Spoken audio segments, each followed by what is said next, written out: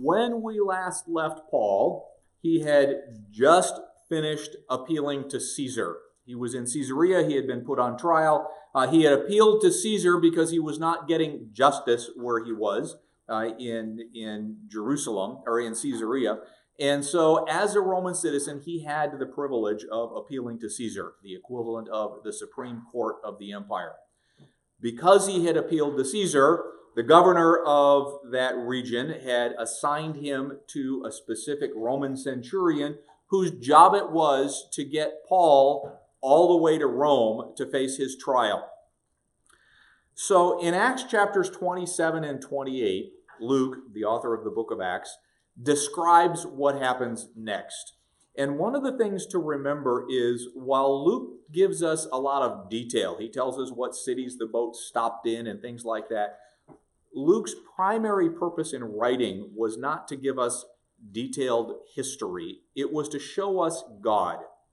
And in these two chapters, as the book of Acts concludes, Luke makes 3 points by the way he tells the story. First, he shows God protecting and keeping his promise to Paul. Previously, God had promised Paul that he would have an opportunity to share the gospel in Rome. And one of the things Luke is doing here is showing us that God is keeping his promise to Paul. Also in here, Luke very, very clearly shows that Paul is a man of God. Supernatural things happen. He interacts with God. There's all kinds of things going on in this history that Luke writes. Much of it points us back to the fact that Paul was a man of God. Then finally, Luke's real third point is a little bit more subtle. And remember that Jesus, when he was still on the earth, had told his disciples to take the gospel to the ends of the earth. In the Roman Empire, the ends of the earth were considered Rome and its empire. And the gospel, under Paul at least, had not yet gone to Rome. So in this story, in this narrative, Paul is taking the gospel figuratively to the ends of the earth, to Rome. So Luke is trying to tell us more than exactly what happened. He's trying to tell us that God keeps his promises. Paul is a man of God, and in fact, the gospel has now, by reaching Rome, figuratively reached the ends of the earth.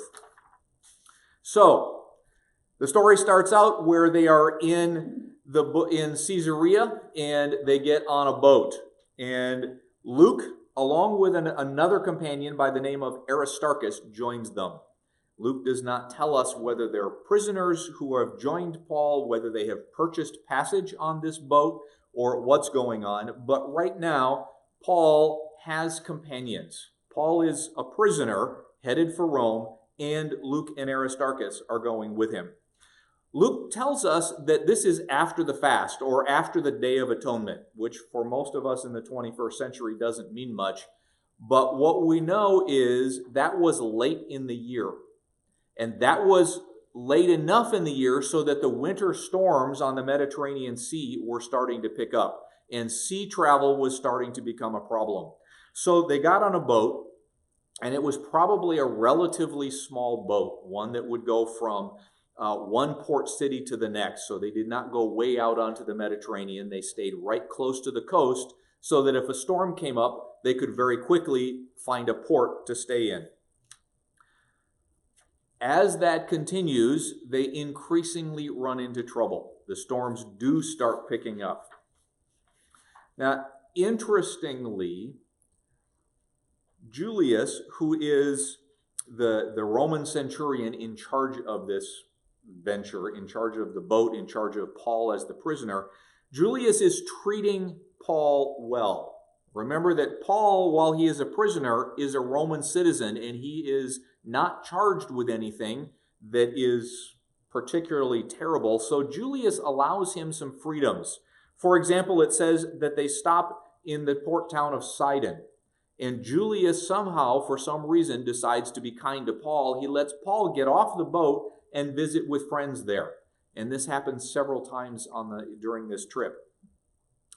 Well, the little boat just continues to sail up and down up the coast until they get to a place that Luke tells us is the port city of Myra.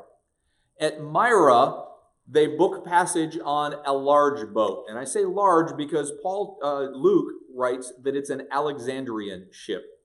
The Alexandrian ships were from the Egyptian city of Alexandria, and they were cargo ships for the most part.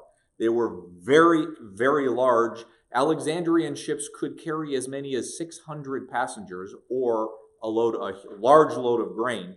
And in Acts chapter 27, Luke tells us that in addition to the cargo, probably grain, in addition to the cargo, there were 276 other people on this boat. That would be Paul, that would be Luke and Aristarchus, Julius, the Roman soldiers, the sailors, and probably some other passengers, maybe including prisoners. Well, we know later there are prisoners. So they sail, and Luke tells us it was with great difficulty. The storms have started to rise, and they're having trouble. They did not get to go where they wanted to go. They were trying to sail west to go to Rome. Instead, they had to go south to the island of Crete. Well, and this is where they really start to run into trouble. And as Luke continues telling us what was happening, he gives us very great detail. In Crete, they stop at a place called Fair Havens. Now, Fair Havens was a small town. And the idea was because the winds are coming up, the storms are starting to rise, they're probably not going to get to Rome that winter. And while they stopped in Fair Havens, the sailors probably did not want to spend the next several months in a very small town with nothing to do. Now, that's just speculation on our part. It doesn't say that, but that would make sense. The sailors and the captain wanted to go a little bit farther along the island to a town called Phoenix, which was a bigger town. They wanted to spend the winter in the harbor there. Paul, under the guidance of the Holy Spirit, said, don't do that. If we leave Fair Havens, if we try and get farther, the ship will be lost. But Paul was just a prisoner, so the ship captain, the captain of the guards, the ship's owner, everyone decided Fair Havens was a bad place to stay, so they decided they waited until the wind stopped a little bit, and then they tried to very quickly make their way to Phoenix, which is when problems hit. Not very long after they left the port, the wind picked up, and Luke uses the Greek word typhonis. A typhoon hit. A huge hurricane-like wind came shortly after they left port, which drove them to a small island nearby. They hid behind the island, giving them a little bit of a windbreak, and the winds were so bad, the storm was so bad, that the sailors swam under the boat to try and tie ropes around the boat to hold the boat together, knowing that they were now in trouble. Well, they tried to leave. They tried to make it to a better port, and the wind picked up, and the wind took them. And the sky was covered with clouds. The wind was blowing hard. The rain was lashing down, and pretty soon, even the experienced sailors had no idea where the boat was. The wind was blowing from north to south. And farther south in the Mediterranean Sea, the sailors all knew there were some sandbars.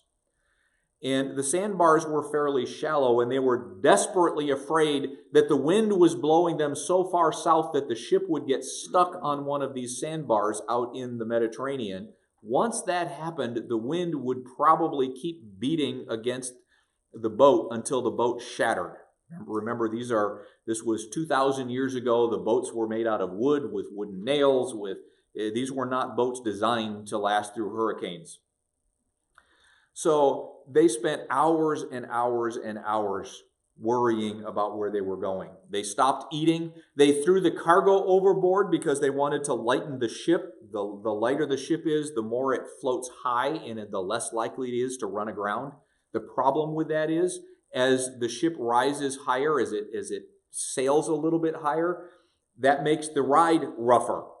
And if you've ever been seasick, that was what was happening to all of the people who were on the boat. The waves got harder, the wind got harder, the boat was rocking more, and they were desperately afraid. They simply stopped eating altogether.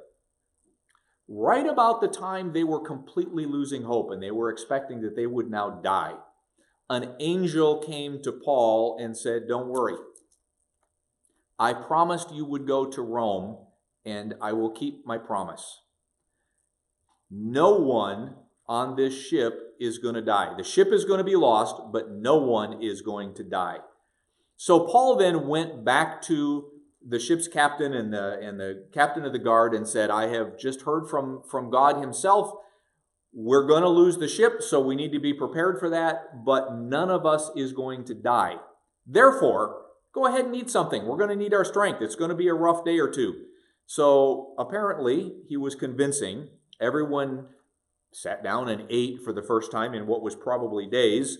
And in fact, then the ship ran aground. And it began to break apart, which is what the sailors had expected.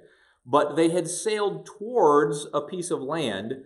And what happened then was eventually everyone either swam or floated or helped someone else, and they all ended up washing up on the shores of this island. They did not know it at the time, but they had just landed on the island of Malta.